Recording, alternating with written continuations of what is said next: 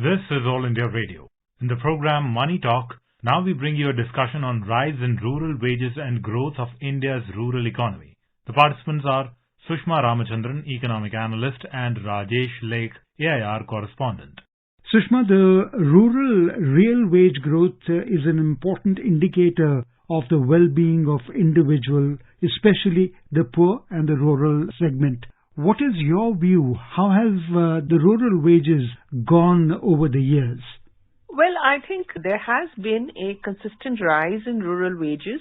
Of course, we can't compare them to urban wages, but there has been a consistent rise. We have to take into account, of course, the fact that during the two COVID years, there was definitely a setback, and that setback was both in urban as well as in rural areas. I think some latest data is available in one article written by Dr. Sujit Bhalla, which was published in Indian Express today. And that says that the wage growth over the period from 2014 to 18, of course, he's given a lot of data, and I'm just culling out a little bit to give you an indication of the trends that he has told us about. That over the period from 2014 to 18, the wage growth for agricultural labor, that is for men, rose by about 2.6% per year over these 4 years. And this is consistent with the per capita GDP growth of 5.9% for those 5 years, 2014 to 2018-19. Now, he also gives you a similar comparison for the years before that. That is the period from 2004 to 2011, when GDP growth was at a higher level of 6.4%.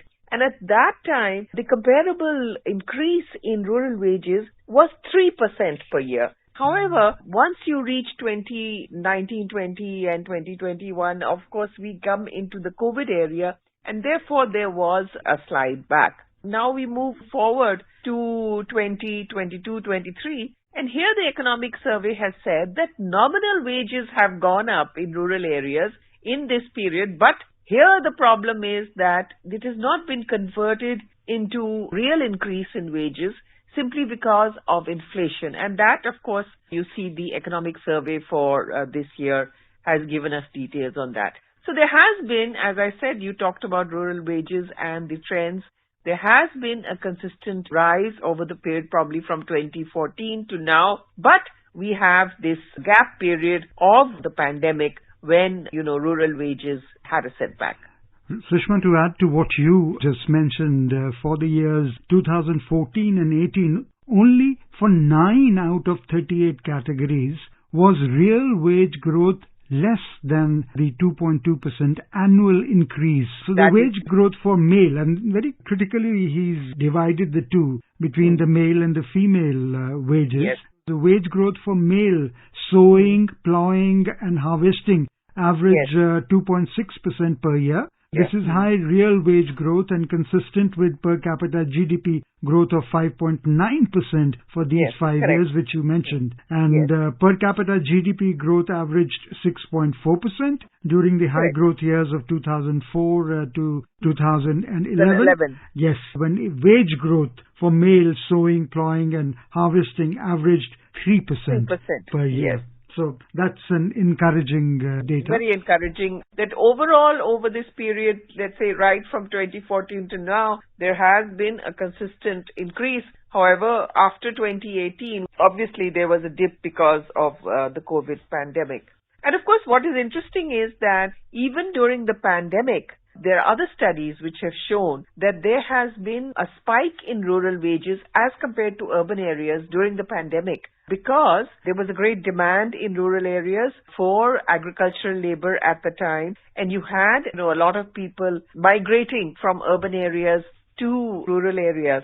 And if you see the GDP growth at that time, although 2020-21 showed contraction, in the case of agriculture, it was the only sector of the economy that was showing some growth, and therefore there was a great demand for agricultural labor at the time, and there was temporary spike in rural wages at that time.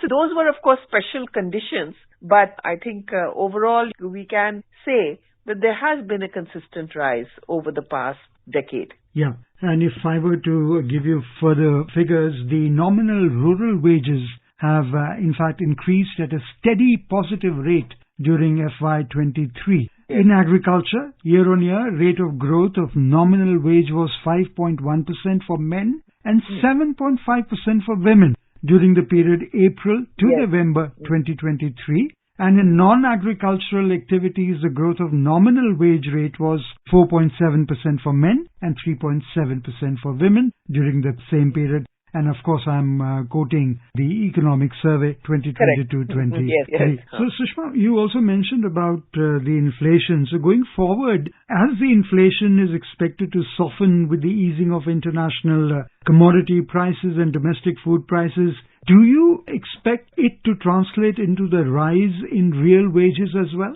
Yes, of course. It has already moderated. For March, it has gone down to 5.6. And therefore, this moderation is bound to affect the nominal wage increase for which you had given the data. And because of moderation of inflation, this is going to translate into a real increase in rural wages and probably in urban wages too, because we are not talking about that just now. We are not talking about that data, but probably in the case of urban wages as well. So, Sushma, and also what is to be noted is that rural inflation has remained above the urban inflation throughout the current fiscal year. And because of that, the survey has said that the agriculture and allied sector, which has performed well, need reorientation. And this is in the backdrop of challenges like the adverse impacts of climate change, fragmented land holdings, suboptimal farm mechanization, low productivity, disguised unemployment, and rising input cost, etc. So would you like to throw some more light on the reorientation aspect? Well, apart from the economic survey, there are some other studies which are very interesting in this regard, not just government surveys. There is Bain and Company did a survey of the rural ecosystem, and where it talks about the idea of this process of bringing in greater innovation into the rural ecosystem. And it pointed out that the rural ecosystem has grown by about 10% annually over the past 5 years. Now, we must put this in the backdrop of the fact that 65% of the country's people live in rural areas, and 47% their livelihood is from agriculture. So that's a very large chunk of the population. So when we say that the rural ecosystem has grown by about 10% annually, that means a tremendous increase in terms of GDP. And this study, it says that rural smartphone penetration has gone up in recent years by 30%. And during COVID-19, there was a 42% increase in access to smartphones by children, because of the requirement of smartphones for education. And therefore, children needed digital devices, and these were acquired by them. So, a very sharp increase in the use of smartphones over this period. So, Sushma, coming back to the economic survey, the thrust of the government on rural development is quite evident. And the survey says that 65% of the country's population lives in the rural areas, and 47% of the population is dependent on agriculture for livelihood. So focus of the government on rural development is extremely imperative. So what are the ways in which the multi-pronged approach is being taken by the government to raise the rural incomes and quality of life through different schemes? If you can, touch upon few of them, perhaps through livelihood or through skill development, or one such scheme is the Deen Dayal Antyodaya Yojana National Rural Livelihood Mission, if you would like to comment on. That's an extremely important program. It's a community-driven approach. It focuses on rural women, and it functions in a mission mode, and they have been able to organize 8.7 crore women into 81 lakh self-help groups. Out of these 81 lakh self-help groups, about 4 lakhs have been transformed into community response persons. So about 4 lakh self-help groups are simply meant to help the community in various areas. Now, these women are identified as different types of Sakhis, as they call them. There's a Krishi Sakhi, there's a banking Sakhi, there's a Poshan Sakhi, there's a Pashu Sakhi. So these are the women who will go into the community and help other rural women in their developing their livelihoods. So this is really important community-driven approach, a community-driven scheme which, is expected to yield great results. And then, of course, we do have the existing schemes which we cannot forget. That's the Mahatma Gandhi Rural Employment Program. And of course, there was an expansion during the COVID years in its requirement because more work was required. But the later data shows that there is a decline in demand for works under the scheme. And that is interesting because it reflects, as the economic survey itself says, it reflects the fact that there is a normalization in the economy. And the normalization of the economy means that people are able to find work in other spheres of activity, and it's not that they're completely idle, because that's what happens.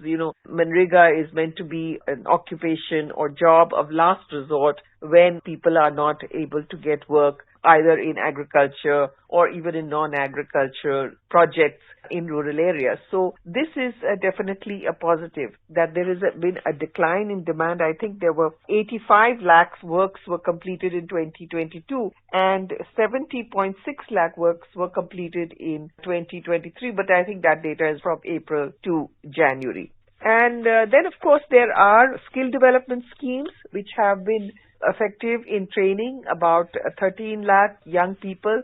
Skill development is an extremely important area because this is how people who are just focused on getting work from the agriculture sector can move into non-agricultural areas. So about 13 lakh persons have been trained and about 9 lakhs have been able to find jobs in alternative occupations.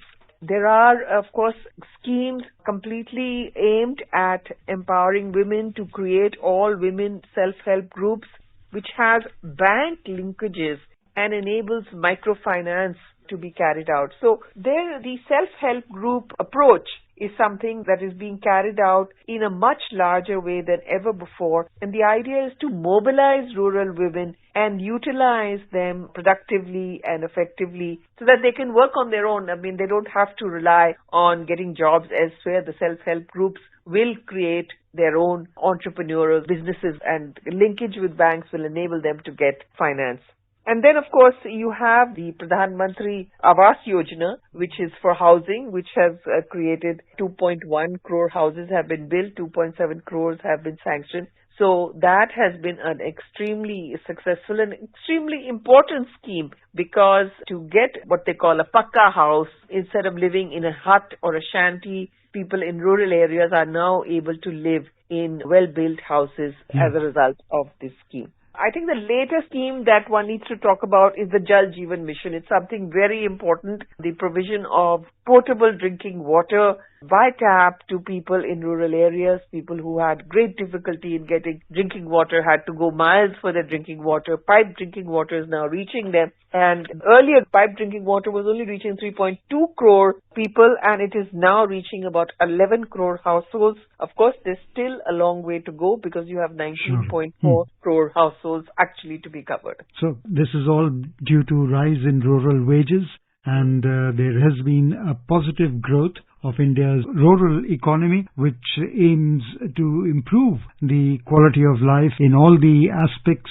concerning the rural economy and for the equitable and inclusive development of the rural areas. Sushma, thank you so much for being with All India Radio. You were listening to a discussion on rise in rural wages and growth of India's rural economy. The participants were Sushma Ramachandran, Economic Analyst, and Rajesh Laikh, AIR Correspondent. This program was produced and presented by the News Services Division of All India Radio. You can listen to it on our mobile app News on AIR. This program is also available on our YouTube channel News on AIR Visual. You may share your feedback about this program through email at airnsdtalks@gmail.com or on WhatsApp on 9289094044.